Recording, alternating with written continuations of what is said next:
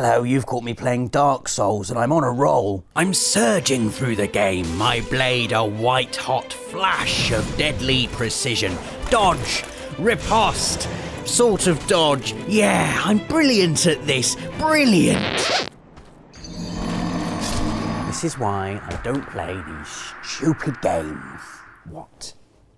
Because I thought there'd be an invisible wall there preventing that kind of thing, like in nice games.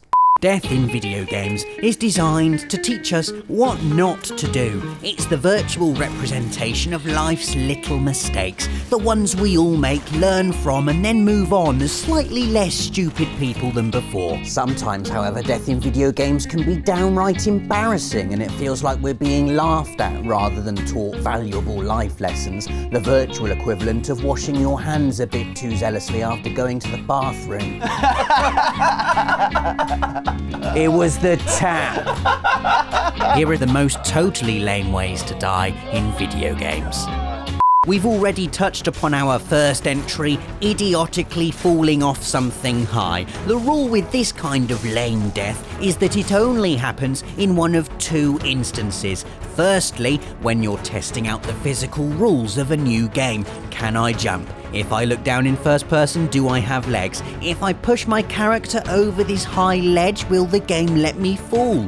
Yes, says Dark Souls, cruelly chuckling away at its own realism. The second instance is always immediately after you've done something awesome, like getting a 10 kill streak in Destiny, for example. 8 kills. You've got nothing. You have got nothing. It's embarrassing. 9. I am embarrassed about this. Heavy ammo. That's 10. 10 kill streak. Honestly, this is just unbelievable. I'm just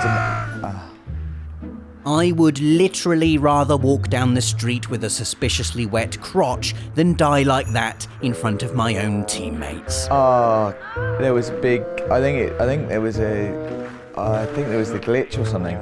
Next up, we've got a classic, a lame death I've experienced many times thanks to my infatuation with beautiful, swirly, ripply in-game water physics. Like an idiot moth to an expansive, rolling flame of probably death, I wade in, knowing the likely outcome is, yeah, that. There's a worrying list of otherwise physically capable video game protagonists who sink like lead when they touch the wet stuff. John Marston, Altair, even superheroes like Spider-Man and Batman. Instant water deaths rank even higher on the lame-o scale when you've just performed an acrobatic feat of superheroism or jumped off a building and stabbed someone or shot a bad guy's horse in the face. I mean, come on, Alfred, could you not have taken young Master Bruce down to Gotham's public swimming pool for a few lessons? Next up is a scenario we've all faced at some point. It often happens in the heat of battle when you're under pressure and every move you make could mean the difference between life and restarting at the last checkpoint 20 seconds earlier. I mean, that's pressure, isn't it? Your hands become thick and slow, like they're moving in a dream, and you forget the controls for fire and you press the wrong button. Instead of unleashing that final climactic shot of wind that ensures you progress to the next checkpoint, you cook a grenade full of loos and drop it right at your feet. You could technically still escape if you had your wits about you, but no, your brain is too busy trying to keep up with its own stupidity, and so you stand there, frozen like Dave playing PT, waiting for the inevitable.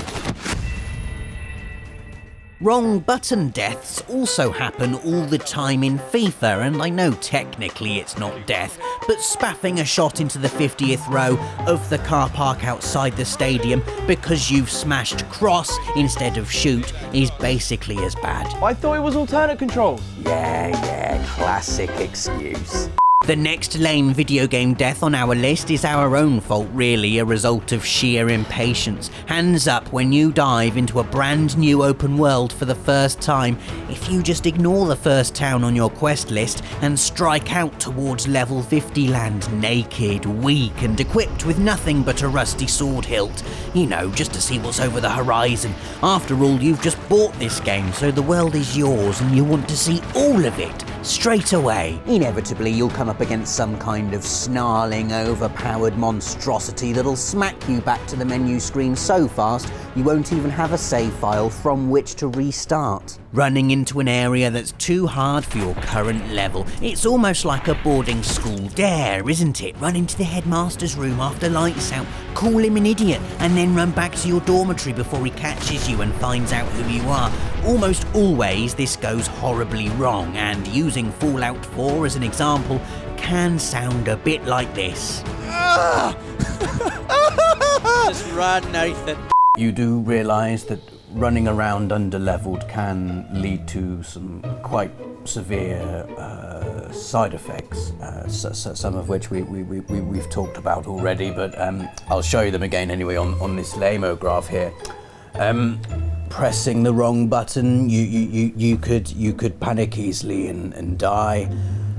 Falling off a cliff, I mean that's a nasty one in your haste to get away. So, you know, I have to recommend that you just stick to the quests that you're given. Back in the good old days when you started an adventure like Tomb Raider, for example, you'd get a basic weapon with infinite ammo inside. This meant that in the very likely scenario of you wasting valuable shotgun ammo on thin air, you'd still have something, however pitiful, to use in an emergency, like if a T-Rex came out of nowhere and killed you. Nowadays, games are a bit more unforgiving when it comes to ammo, and you can run out at the most inopportune times. For instance, when you're fighting a Deathclaw in Fallout 4 and it's near the start of the game and you've blown all your other ammo on raiders.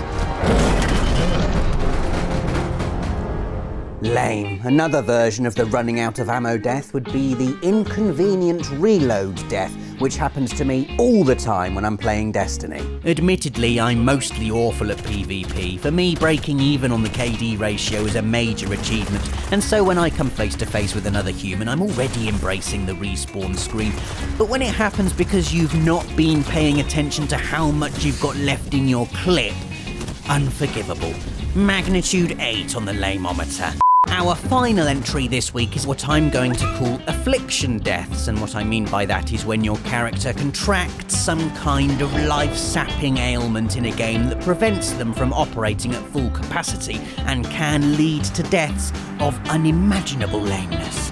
I'm talking poison in Final Fantasy, curse in Dark Souls, Old Snake's stress meter in Metal Gear Solid 4, your harsh battle with malaria in Far Cry 2, or radiation poisoning in Fallout 4. If you get cursed more than once in Dark Souls, then just forget it. Any encounter is practically fatal. Similarly, if Snake gets too stressed in MGS4, he can't aim properly, and chances are you'll get owned by generic grunts. Go swimming in an irradiated lake in Fallout 4 and you get so ill, even encounters with stupid insects will finish you off. Hardly a fitting end for someone who's just spread a super mutant's limbs over half of downtown Boston.